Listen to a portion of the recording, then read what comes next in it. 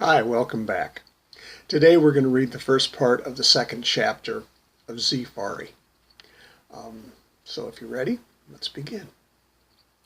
Beebe found out that the woman who had given him his marksmanship test had a name, Sergeant Emily Earhart. Yes, Amelia had been Emily's great-great-aunt.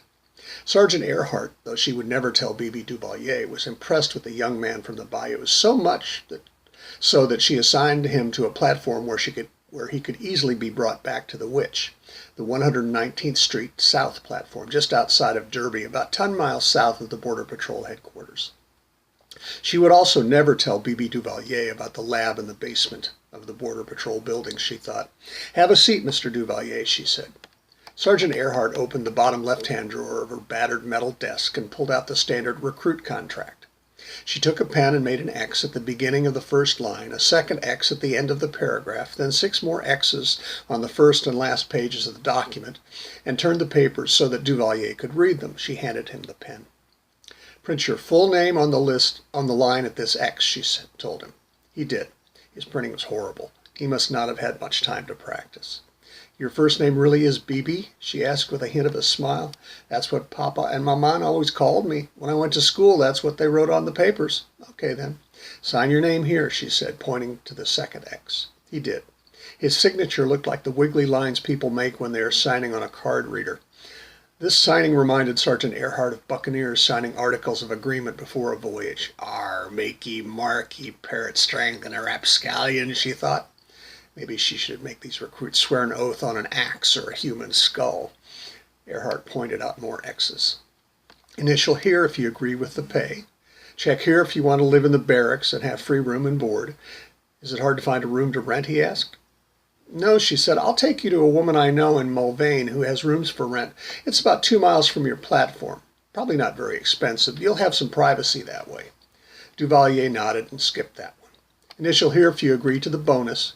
You've already earned one with that shot during your marksmanship test. $1,000, he scribbled as fast as he could. "Medical and dental?" "Here and here." Beebe's initialing was quickly becoming less and less legible. "Vacation, day shift," scribble, scribble. "You did very well with that old Marlin, but part of the signing bonus is that every recruit can choose a weapon that the state will buy for you. You'll have to pay for ammunition, but it's your choice, too. Write what you'd like on this last line." Beebe thought for a minute, and then a smile spread across his face. He bent over the paper and stuck the tip of his tongue out of the corner of his mouth as he concentrated and wrote. When he was finished, Sergeant Earhart turned the paper around and looked at what Beebe had written. "A Barrett 82A1, she said quietly. "Yeah," Beebe said, almost wiggling in his chair. "The shoulder-fired 50 cal semi-automatic rifle with a Bohr's integrated ballistics computer and a loopholed Mark 4.5 by 14 by 50 millimeter scope. I should be ready for almost anything." "Before you get too excited," she said softly, but looking steadily into Beebe's eyes, "you should try to understand that you will see things that are different from anything and everything you have ever seen before. You will hear things that are different from anything and everything you've ever heard before, and you will have to do things that are different from anything and everything you have ever done before." "Don't worry, ma'am," Beebe said calmly. "I'll make you glad that you gave me this chance." Sergeant Earhart hoped that Beebe Duvalier was right. Sergeant Earhart scooted her chair back, stood up, and motioned for now Trooper Duvalier to follow. "Bring your stuff," she told him. She walked out to the street and motioned to a jeep. "Get in," she said. She hopped into the driver's seat. Duvalier tossed his bag and carefully laid his gun case in the back. She put the key into the ignition, turned it, made a U-turn, and headed south. They drove for about 20 minutes down a 4-lane concrete divided road, flat land bordered with trees, lots of unkempt fields, and yards that hadn't seen a lawnmower for a long time. They went through a little town that Sergeant Earhart told him was Mulvane. She turned right on what turned out to be Main Street, left on Central Avenue, and then right again on West Bridge Street. After about 100 yards, Earhart turned into the gravel driveway of a 2-story frame home with a detached 1.5-car garage to the left. Sergeant Earhart led the way up 3 steps to a little front porch and opened the screen and knocked on the door. A minute later, the door opened and a gray-haired woman wearing a flour-dusted apron exclaimed, "Emily!" and threw her arms around Sergeant Earhart. Sergeant Earhart enthusiastically returned the hug, swaying in the pleasure of their friendship, and then remembering that she was on duty. She pulled away and said, "Peyton, I think that I found you a boarder. Peyton McGee, this is B.B. Duvalier. Trooper Duvalier, this is Mrs. McGee."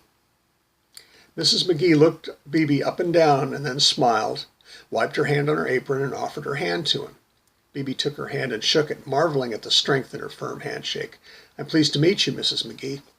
Come on in, you two. I just made cookies, and Trooper Duvalier and I can talk about room and board." B.B. held the screen door open and followed Mrs. McGee and Sergeant Earhart into the kitchen. Mrs. McGee pointed to two chairs at the kitchen table and walked over to the counter by the oven. She reached up into the cabinet over the counter and said, "Lemonade?" Both B.B. and Sergeant Earhart said, "Yes, please."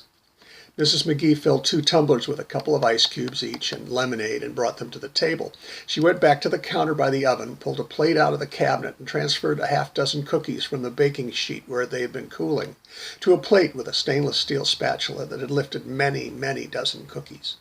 She brought the plate to the table and said, "Help yourself," and went back to the counter to pour herself a glass of lemonade. By the time Mrs. McGee had returned to join them at the kitchen table, Sergeant Earhart had finished half of her first cookie and had drunk half of the lemonade. B.B. waited. His maman had taught him manners. Mrs. McGee noticed this and smiled. "Go ahead, young man." B.B. selected a cookie and took a bite. The chocolate chips were warm and melty. He reached for his glass and took a tentative sip. The lemonade was tart and sweet, just about right. "That hits the spot, ma'am." "Glad you like it, Trooper," she told him. "We've just hired Trooper Duvalier to man platform 119th Street South. He's looking for a place to stay, and I thought of you, Peyton," Sergeant Earhart explained. "I've got a spare room," Mrs. McGee said. "I serve breakfast, lunch, and dinner to my boarders, and make lunches to take to work if they would like. You would have a room to yourself, but would have to share a bathroom. I do ask all of my boarders to contribute 6 hours of work once a week around the house on their days off. The room and board would come to $400 a month." "Sounds very fair, Mrs. McGee," B.B. said, "but there's one other thing that I would need.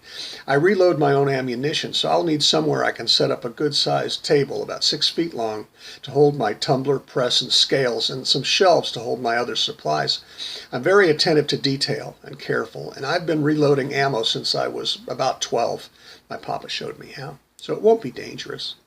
Mrs. McGee nodded. "The basement of this house is insulated and dry, and my ex-husband had his woodworking shop down there, so there's a good solid table and lots of shelves. You'd be welcome to put that shop to good use again." B.B. smiled and stuck out his hand. "You've got a deal, Mrs. McGee." Peyton McGee shook his hand. Sergeant Earhart stood up and said, "Good. I thought you two would hit it off. Trooper Duvalier, I'll take you over to platform 119th Street South in the Jeep to show you around and then bring you back. Peyton, thanks. I owe you another one." Peyton stood up and walked over to Sergeant Earhart and embraced her. "You owe me more than you can count with your shoes on." Sergeant Earhart laughed and gave her friend a final squeeze and said, "Let's go, Trooper. Time's a-wasting," and walked out the door. B.B. stood and followed, but looked back at Mrs. McGee. "I'll show you around when you get back, Trooper Duvalier. Have fun," she said, as he turned out the door to catch up with Sergeant Earhart.